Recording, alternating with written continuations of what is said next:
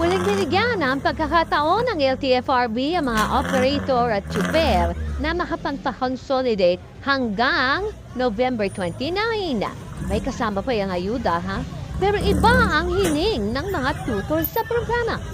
Halos 6 na buwan pagkatapos ng deadline sa pagpapakonsolidate sa ilalim ng PUV Modernization Program ng gobyerno, muli itong binuksan ng LTFRB.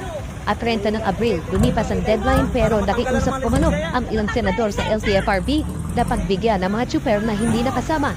October 15 hanggang November 29 ang bagong extension period.